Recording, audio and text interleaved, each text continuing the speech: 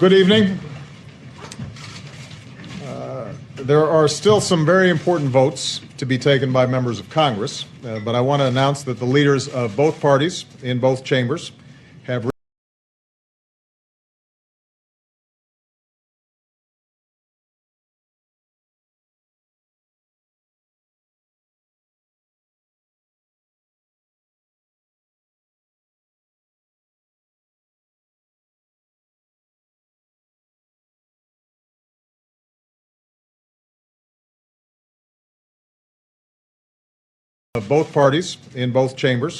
have reached an agreement that will reduce the deficit and avoid default, a default that would have had a devastating effect on our economy.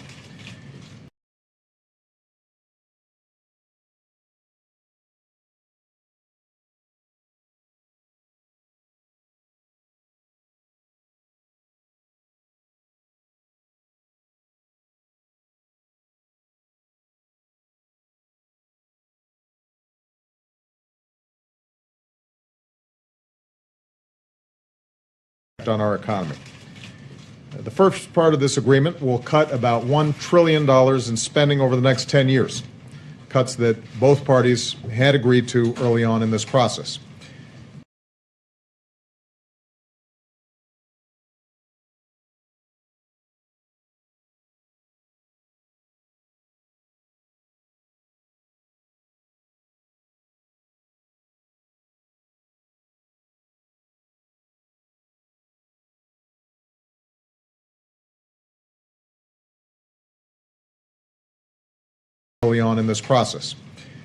The result would be the lowest level of annual domestic spending since Dwight Eisenhower was president, but at a level that still allows us to make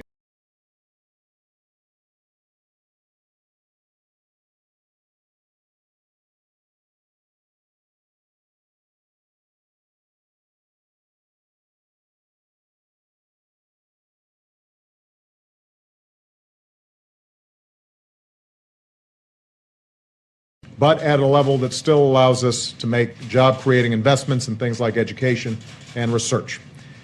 We also made sure that these cuts wouldn't happen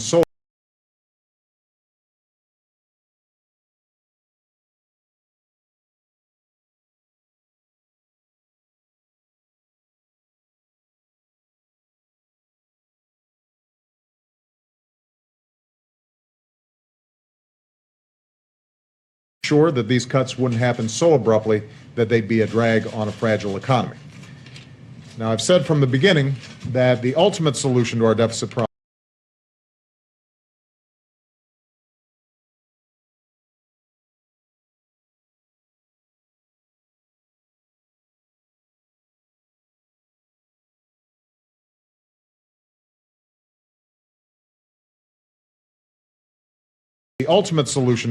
problem must be balanced.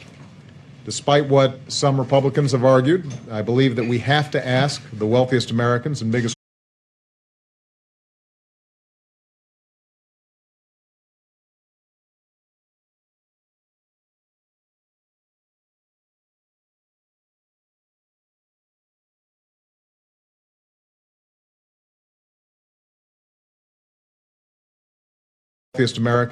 corporations to pay their fair share by giving up tax breaks and special deductions. Despite what some in my own party have argued, I believe that we need to make some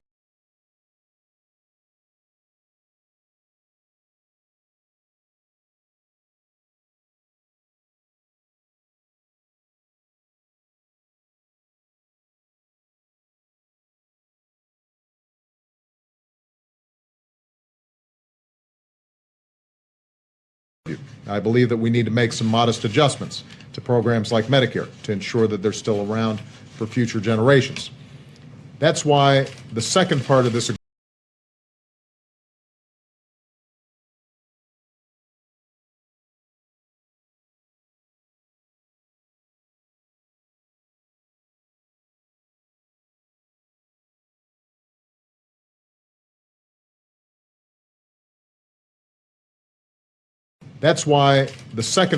agreement is so important.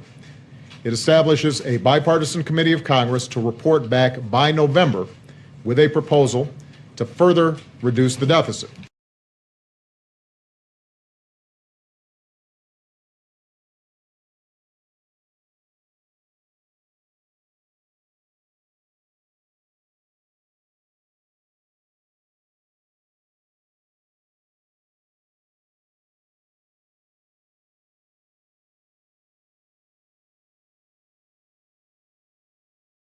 Proposal to further reduce the deficit, which will then be put before the entire Congress for an up or down vote. In this stage, everything will be on the table.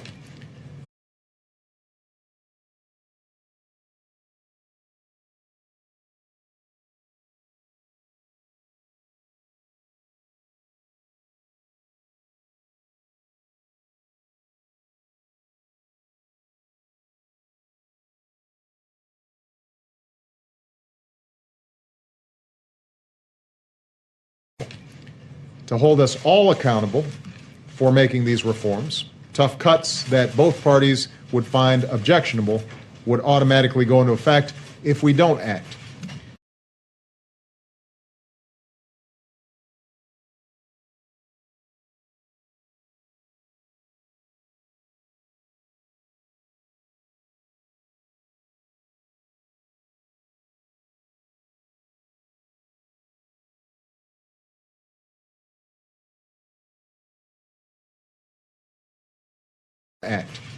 And over the next few months, I'll continue to make a detailed case to these lawmakers about why I believe a balanced approach is necessary to finish the job.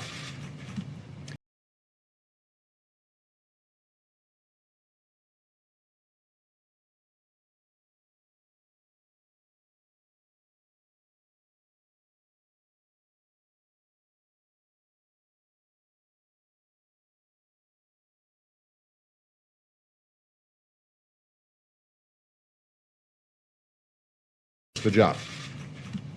Now, is this the deal I would have preferred? No. I believe that we could have made the tough choices required on entitlement reform and tax reform right now, rather than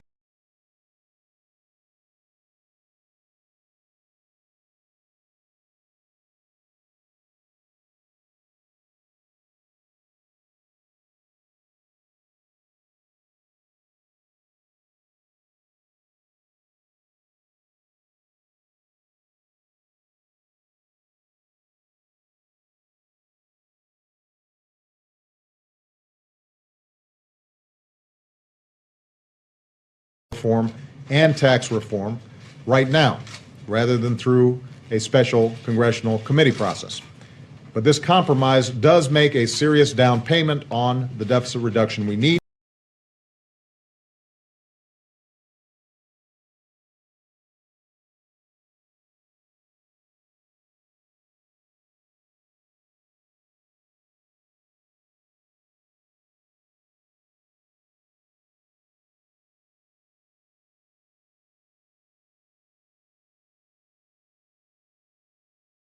Down payment on the deficit reduction we need, and gives each party a strong incentive to get a balanced plan done before the end of the year.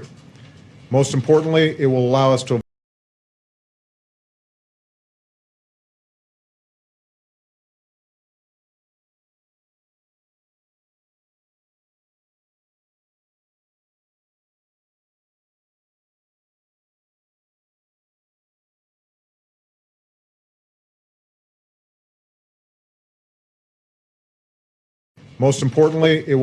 avoid default and end the crisis that Washington imposed on the rest of America. It ensures also that we will not face this same kind of crisis again in 6 months.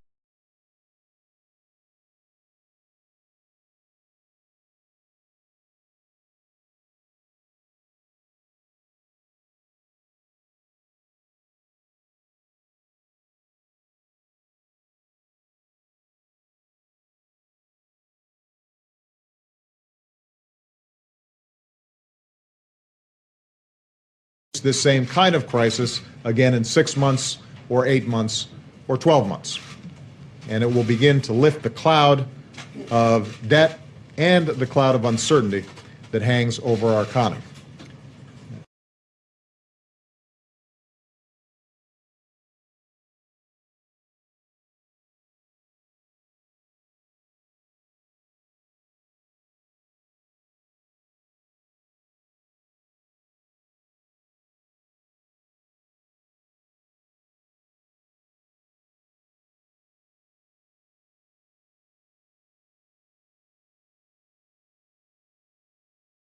over our economy. Now, this process has been messy. It's taken far too long. I've been concerned about the impact that it has had on business confidence and consumer confidence and the economy as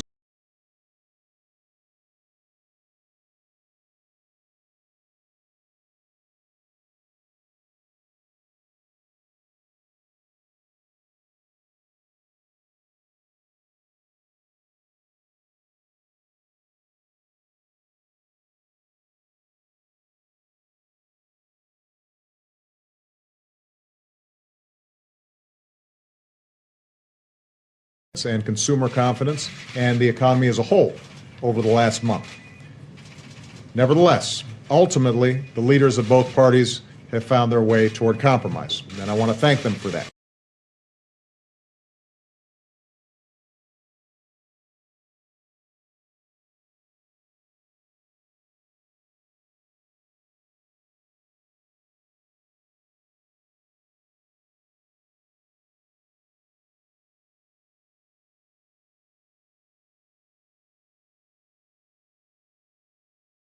Compromise, and I want to thank them for that.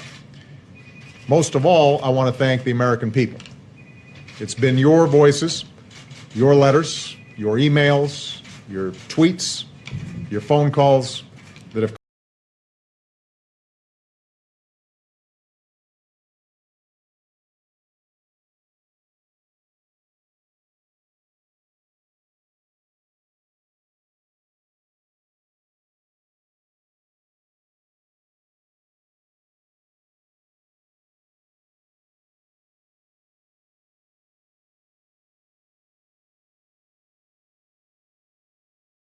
emails, your tweets, your phone calls that have compelled Washington to act in the final days.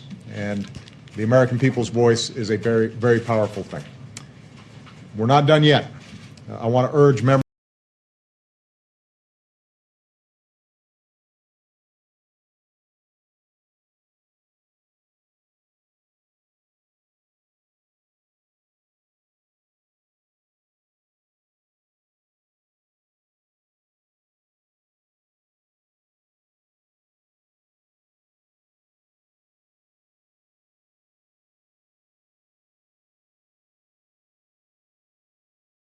We're not done yet. I want to urge members of both parties to do the right thing and support this deal with your votes over the next few days. It will allow us to avoid default.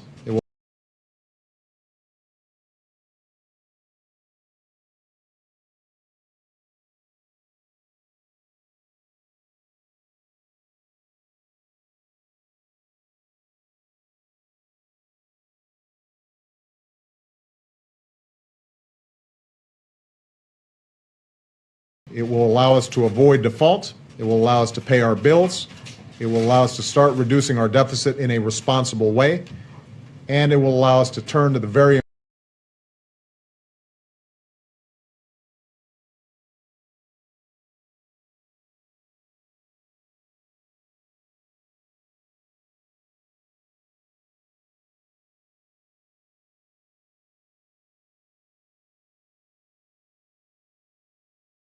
and it will allow us to turn to the very important business of doing everything we can to create jobs, boost wages, and grow this economy faster than it's currently growing. That's what the American